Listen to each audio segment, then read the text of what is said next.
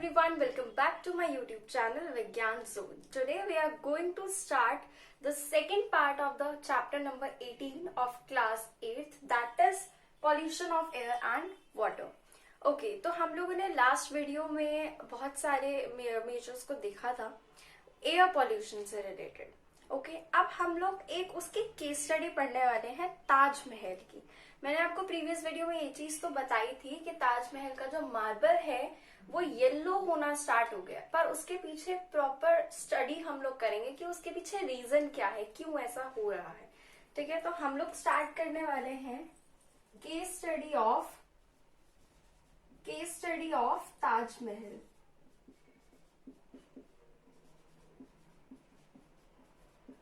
Case study of Taj Mahal से हम लोग स्टार्ट करेंगे इसे आज के डिस्कशन को.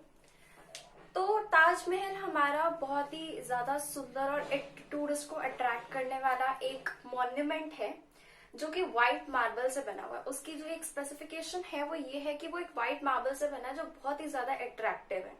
ओके, पर अब हो क्या रहा है, बाय द टाइम उसका जो मार्बल है, उसकी जो ब्यूटी है ताजमहल की, वो वैसी नहीं रही है. वो धीरे धीरे डिमोलिश हो रही है. अब उसके पीछे क्या रीजन है? उसके पीछे रीजन है एयर पॉल्यूशन का. सबसे बड़ा रीजन वो एयर पॉल्यूशन है. एयर पॉल्यूशन भी कौन सा वाला, किस टाइप का, कैसे, ये सब हम लोग पढ़ेंगे. ओके, सो स्टार्ट करते हैं. सबसे पहले हम लोग मथुरा, हम लोगों का आसपास, आगरा के आसपास मथुरा रिफाइनरीज है बहुत सारी. उधर जितनी भी इंडस्ट्रीज है, ऑयल इंडस्ट्रीज वगैरह, ऑयल रिफाइनरीज हैं, तो उनको मथुरा ऑयल रिफाइनरीज के नाम से जाना जाता है कलेक्टिवली. ठीक है, उधर से जो केमिकल्स वगैरह प्रोड्यूस होते हैं, जो केमिकल्स उन इंडस्ट्रीज से, उन फैक्ट्रीज से, उन ऑयल रिफाइनरीज से प्रोड्यूस होते हैं, वो हमारी एयर के अंदर चले जाते हैं. जो गैसेस हार्मफुल हम लोगों की प्रोड्यूस होती हैं वो एयर के अंदर चली जाती है.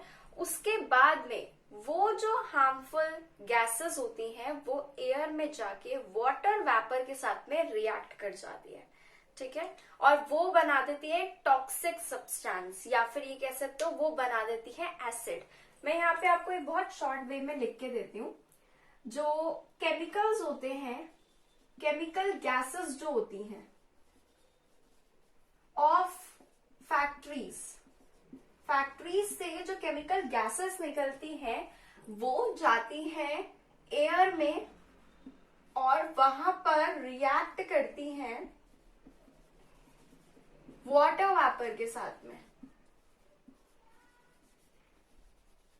ठीक है, वाटर वेपर के साथ में वो रिएक्ट करती हैं और उसके बाद में फॉर्म कर लेती हैं एसिड. एसिड भी कह सकते हैं और कुछ टॉक्सिक सब्सटेंस भी कह सकते हैं हम लोग. ठीक है, अब ये हम लोगों की एसिड फॉर्म कर लेती हैं. अब हमारे एटमॉस्फेयर में, हमारे स्काई में क्लाउड्स भी प्रेजेंट होते हैं. अब क्या होता है, जब भी रेन होती है तो रेन अपने साथ में वाटर और एसिड साथ में लेके आती है. तो अब वहां पर जब भी रेन होती है तो एटमॉस्फेयर में जो एसिड प्रेजेंट है, रेन अपने साथ में वो भी लेकर आती है. अब वो हमारा एसिड रेन कहलाता है. ठीक है, तो इस टाइप की रेन को हम लोग बोलते हैं एसिड रेन, जिसके अंदर रेन अपने साथ में एसिड को भी कैरी करती है. तो जब ये एसिड रेन ताजमहल के मार्बल पर फॉल करता है, गिरती है, तो तब क्या होता है, जो मार्बल होता है वो कोरोड होना स्टार्ट हो जाता है. ना व्हाट इज कोरोड या कोरोजन? एक केमिकल सब्सटेंस जब टूट जाता है या केमिकली रिएक्शन जो होता है ना, उसे कोरोजन कहते हैं. इन शॉर्ट अगर हम लोग समझे तो. ठीक है, तो वो जो मार्बल है वो उस एसिड के साथ में रिएक्ट होकर येलोइश हो जाता है. ठीक है, अब होता क्या है, मार्बल जो है वो एसिड के साथ में रिएक्ट करता है और येलोइश हो जाता है. ठीक है, तो ये पूरा जो प्रोसेस होता है ये ही हमारा रीजन है जिसकी वजह से अब जो ताजमहल है उसकी ब्यूटी वैसी नहीं रह गई है. ठीक है, और इस पूरे फिनोमिना को हम लोग मार्बल कैंसर कहते हैं. This phenomena is called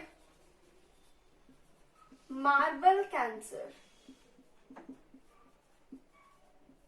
this phenomena is called marble cancer. Alright, तो ये थी हमारे ताजमहल की स्टडी। अब क्या मेजर्स गवर्नमेंट ले रही है भाई ताकि ये सब कम हो, थोड़ा एयर पोल्यूशन कम हो। ये चीज हम वैसे प्रीवियस वीडियो में भी डिस्कस कर चुके हैं कि एलपीजी और सीएनजी इस टाइप की गैसेस का यूज करना स्टार्ट कर दिया गया है, जिसका वेस्ट प्रोडक्ट जिनके जो गैसेस है इतनी ज्यादा हार्मफुल रिलीज नहीं होती, या फिर होती हैं तो कम अमाउंट में होती हैं। ऑलराइट, अब नेक्स्ट हम लोग बात करते हैं ग्रीन हाउस इफेक्ट की। I am going to erase the board and then we will continue. सबसे पहले देखते हैं कि ग्रीन हाउस होता क्या है। देखो, एक ग्लास चैम्बर होता है जिसके अंदर सारी वॉल्स जिसकी ग्लास की बनी होती है, ठीक है। अब उसके अंदर प्लांट्स को ग्रो किया जाता है, ठीक है। अब होता क्या है, उसके अंदर जो सनलाइट है वो अंदर तो आ सकती है उस ग्लास चैम्बर के, उस ग्रीन हाउस के, पर उस चैम्बर से, उस ग्रीन हाउस से सनलाइट बाहर नहीं जाती, नहीं जा सकती। दैट मीन्स कि सनलाइट वहां पर ट्रैप हो गई है, हीट वहां पर ट्रैप हो जाती है।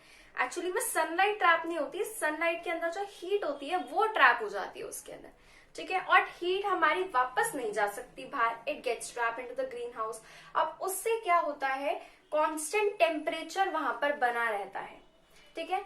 इस इफेक्ट को ग्रीन हाउस इफेक्ट कहते हैं, और वो इफेक्ट हमारे सर्वाइवल के लिए बहुत ही ज्यादा इंपॉर्टेंट हो चुका है आज के टाइम पे।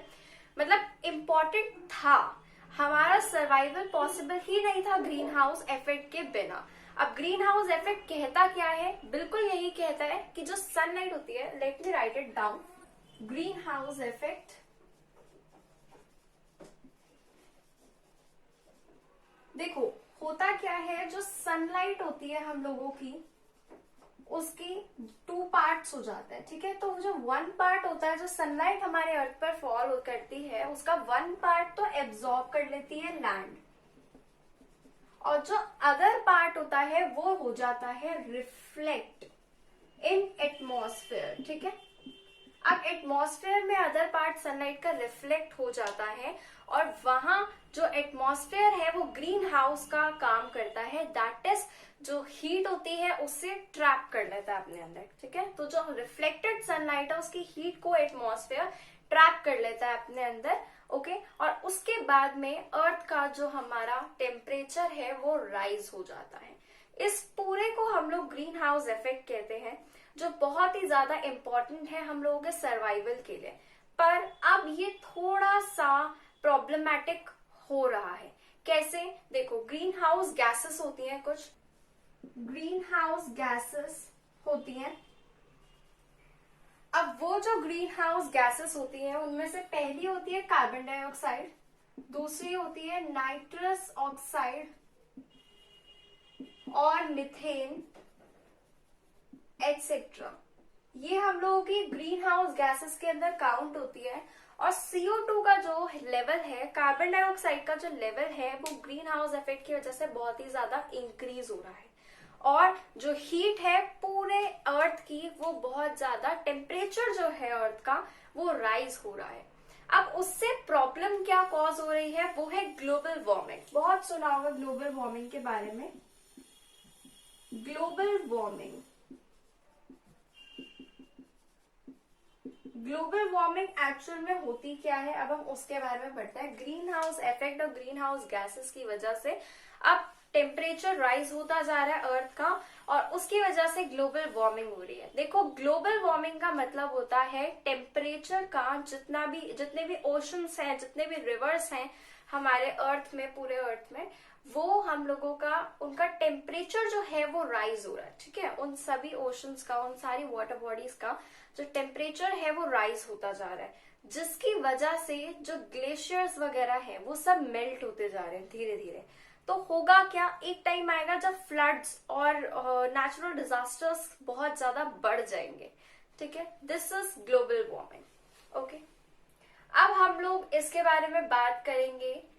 एयर पोल्यूशन हम लोग क्लियर कर चुके हैं, अब हम लोग बात करेंगे वाटर पोल्यूशन के बारे में। Firstly I am going to erase the board and then we will talk about it. Let's talk about water pollution now. हमारा एक पार्ट खत्म हो चुका है चैप्टर का, दैट वाज एयर पोल्यूशन। जो सेकंड पार्ट है हमारा वो है वाटर पोल्यूशन, ओके। अब जिस तरह से एयर के कंटामिनेशन को एयर पोल्यूशन कहा जाता है, उसी तरह जब वाटर कंटामिनेट हो जाए तो उसे हम लोग वाटर पोल्यूशन कहते हैं.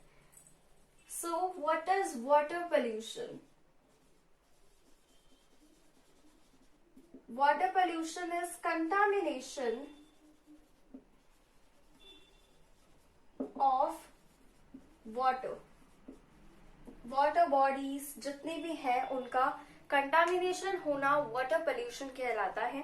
अब वाटर पोल्यूशन होता कैसे है? Due to water pollutants. जैसे एयर पोल्यूशन एयर पॉल्यूटेंट्स की वजह से होता था, उसी तरह वाटर पोल्यूशन वाटर पॉल्यूटेंट्स की वजह से होता है.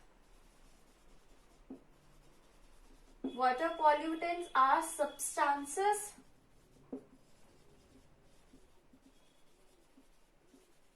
which contaminate water. Alright, so the substances which contaminate water, toxic substances which contaminate water are known as water pollutants. और अब हम लोग बात करते हैं उसके एग्जाम्पल के बारे में. एग्जाम्पल्स क्या है वाटर पोल्यूशन के, हम उसकी बात करेंगे अब इधर. वाटर पॉल्यूटेंट्स का सबसे पहला एग्जाम्पल होता है अनट्रीटेड सीवेज. जो सीवेज होता है उसको हम लोग जब डायरेक्टली डिस्पोज कर देते हैं वाटर के अंदर, तो वह बहुत ही बड़ा एयर पॉल्यूटेंट है, major air pollutant. Okay, so the first is sewage, garbage